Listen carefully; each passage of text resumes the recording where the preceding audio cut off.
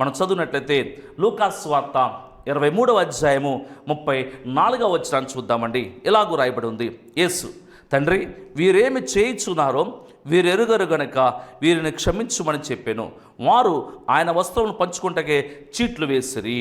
ఇది ఎక్కడ జరుగుతుంది, ఏ పరిస్థితిలో జరిగింది అని ఆలోచన చేసినట్లయితే యేసుప్రభు వారిని అటొక దొంగ ఇటొక దొంగ మధ్యలో వేలాడదీశారు, ఆయనను హింసించారు, కొరడాతో కొట్టారు, అవమానపరిచారు. యూదుల రాజువా అయితే దిగిరాని గేలి చేస్తూ హేళన చేస్తున్నటువంటి వారు ఆయన వస్త్రాలను పంచుకుంటున్నటువంటి ఆ యొక్క రోమా సైనికులను, అక్కడున్నటువంటి యూదులను, అక్కడున్నటువంటి పరిచారకులను చూసి ఇప్పుడు యేసు ప్రభు వారు సిలువలో ఉండి యాతన పడుచని పడుకుతున్నటువంటి మొదటి మరణ వాగ్మూల మాట ఏమిటాయంటే, తండ్రి, వీరేమి చేయుచున్నారో వీరు ఎరుగరు గనక వీరిని క్షమించుడి. ఈ మాట మరి ఏం తెలియజేస్తుంది మనకి అని ఆలోచన చేసినట్లయితే, ఇది మొట్టమొదటిగా ఆయన గురించి చెప్పబడినటువంటి ప్రవచన నెరవేర్పును మనకి తెలియజేస్తూ ఉంది. చూద్దాం, చూడండి.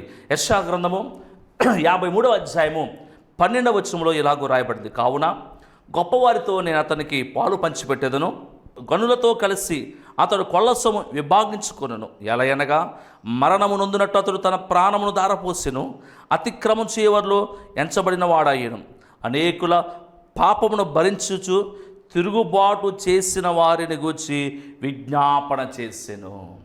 అంటే యేసుప్రభు వారు జన్మించడానికి కొన్ని వందల సంవత్సరాల ముందే యెషయా ప్రవచిస్తూ ఆయన మరణ సమయంలో ఆయన ఏం చేస్తాడో చెప్తున్నాడు. ఏమన్నాడు తెలుసా? తిరుగుబాటు చేసిన వారిని గురించి విజ్ఞాపన చేసాను. అందుకే ఈ మాటకు నేను పెట్టుకున్న టైటిల్ ఏంటంటే క్షమావాక్కు అనమాట అండి. ఆయన క్షమావాక్కు పలుకుతూ ఉన్నాడు.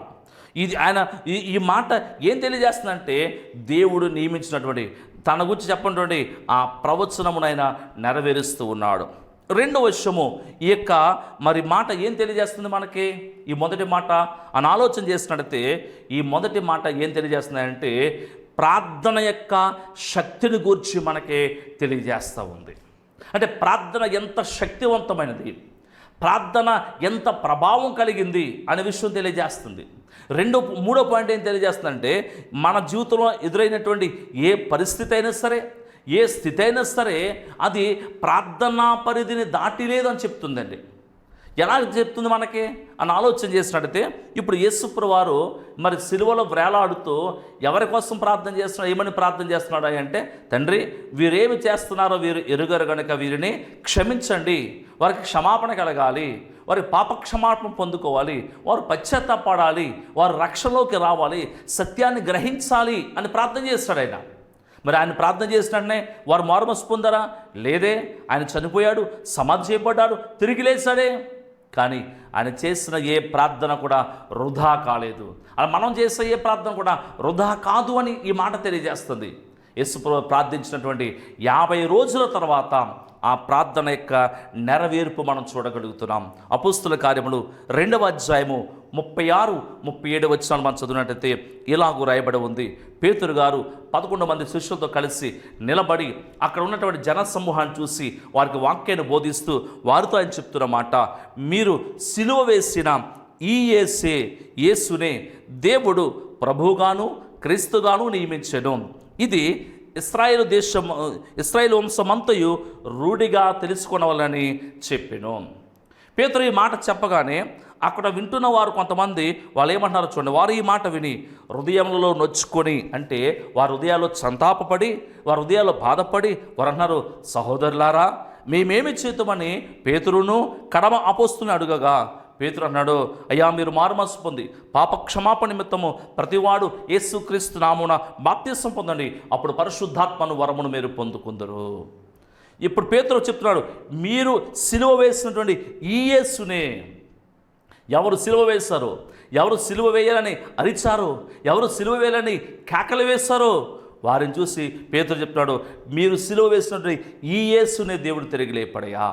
ఆ మాట చెప్పగానే వాడు పశ్చాత్తాపడ్డారంటాడు. మేమేమి చేతము, మాకు తెలియక చేస్తాం, గుడితనంతో చేస్తాం, అంధకారంతో చేస్తాం, ఈ లోకంలో ఉంటండి మరి ఆ గుడ్డితనంతో మేము యేసు ప్రభువుని దూషించాం, హింసించాం, హేళన చేస్తాం, కించపరిచాం, మాట్లాడాము. కానీ ఇప్పుడు మాకు సత్యం ఏంటో తెలిసింది, యథార్థం ఏంటో మాకు తెలిసింది, ఆయన తత్వం ఏంటో మాకు అర్థమయ్యింది. ఇప్పుడు మేమేం చేతమయ్యా? నువ్వేమీ చేయవలసిన లేదు.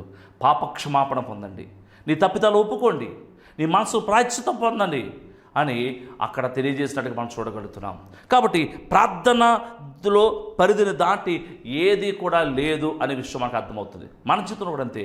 అది ఏ సంగతి అయినా సరే, ఎంత జటిలమైన సమస్య అయినా సరే, అది ప్రార్థన పరిధి వెలుపల లేదు, కానీ ప్రార్థన పరిధి లోపలే ఉంది. అంటే చోట సర్కిల్ గీసుకుంటే ప్రార్థన దాన్ని ఆ ప్రార్థన లోపలే ఉంది తప్ప వెలుపలేదు. నాలుగో విషయము, ఈ క్షమావాక్కు అనే మాట ఏం తెలియజేస్తుంది మనకి అని ఆలోచన చేస్తున్నట్టయితే, ఇదంటే మన బాధే లేదా మన మాటే మన బ్రతుకులో మనము ఆచరించి చూపించాలి. ఇప్పుడు యేసు ప్రభువారు ఏది బోధించారో దాన్ని ఆచరించాడు ఆయన. మత్తయి సువార్త 5వ అధ్యాయము 44వ వచనం చదివినట్టయితే అక్కడ ఎలా ఉంది, నేను మీతో చెప్పినది ఏమనగా, మీరు పరలోకమందున మీ తండ్రికి కుమారులై ఉన్నట్లు మీ శత్రువులను ప్రేమించుడి, మిమ్మల్ని హింసించు వారి కొరకు ప్రార్థన చేయడి. ఇప్పుడు యేసు ప్రభువారు ఏది బోధించారో ఇక్కడ యేసు ప్రభువారు అదే ఆయన ఆచరించి చూపించాడు. కాబట్టి ఇక మొదటి మాట క్షమావాక్కు, యేసు ప్రభువారికి జీవితంలో పలికిన క్షమావాక్కు కొన్ని విషయాలు మనకు బోధిస్తూ ఉంది. కాబట్టి ప్రార్థన శక్తిని గురించి చెప్తుంది. ఏ పరిస్థితి అయినా సరే ప్రార్థన పరిధిని దాటి లేదని చెప్తుంది. మూడవది, మనం ఏమి మాట్లాడుతున్నామో, మనం ఏమి బోధిస్తున్నామో దానినే మన జీవితంలో అనుసరించి ఆచరించి చూపించాలని తెలియజేస్తుంది. ఈ మొదటి మాట ఏం చెప్తుందంటే, దేవుని యొక్క ప్రతి మాట నెరవేర్చబడుతుందని తెలియజేస్తుంది. దేవుడికి స్తోత్రం.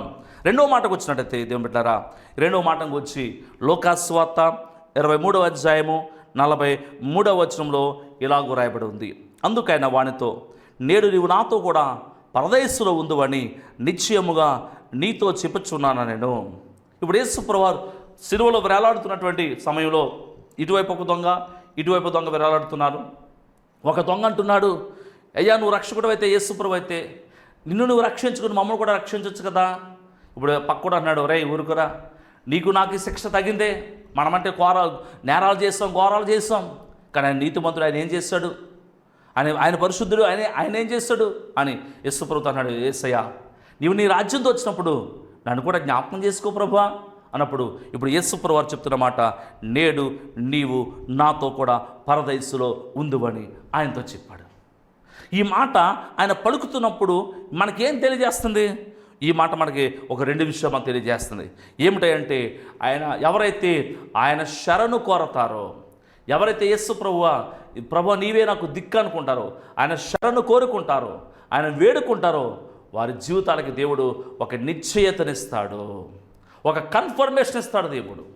నీ జీవితంలో, నా జీవితంలో కూడా, ప్రతి పరిస్థితులు కూడా, ప్రభువా నీవే నాకు దిక్కు, నీవే నాకు ఆధారము, నీవే నాకు శరణు ప్రభువా, నేను నిన్ను వేడుకుంటున్నాను తండ్రి, నీ పాదాల చెంత నేను చేరిన ప్రభుని ఆయన పాదాల చెంత చేరి ఆయన శరణు కోరుకుంటే కనుక, అలా శరణు కోరుకుంటే ప్రతి ఒక్కరికి ఆయన ఏం చేసేవాడో తెలుసా? నిశ్చయతనిచ్చే దేవుడు, ఒక భరోసానిచ్చేవాడు, కన్ఫర్మేషన్ ఇచ్చే దేవుడు. శరణు కోరుకున్న తర్వాత కూడా చేస్తాడా చేయడా, అవుతుందా అవదా, జరుగుతుందా జరగదా అనేటువంటి సస్పెన్స్ లేదా అటువంటి అనుమానం అవసరం లేదు. ఈ కన్ఫర్మేషన్ ఇస్తున్నాడు, ఓకే నా కుమార్తె, నా కుమారుడా, నీ యొక్క ప్రార్థనకు నేను జవాబిస్తున్నాను, క్రీస్తు యేసు మహదేశ్వరం చొప్పున నీ అవసరత తీర్చబడుతుంది అని ఒక గ్యారంటీని దేవుడిస్తున్నాడు అనే మాటకు, అనే దానికి నిదర్శనంగా రెండో మాట కనబడుతుంది.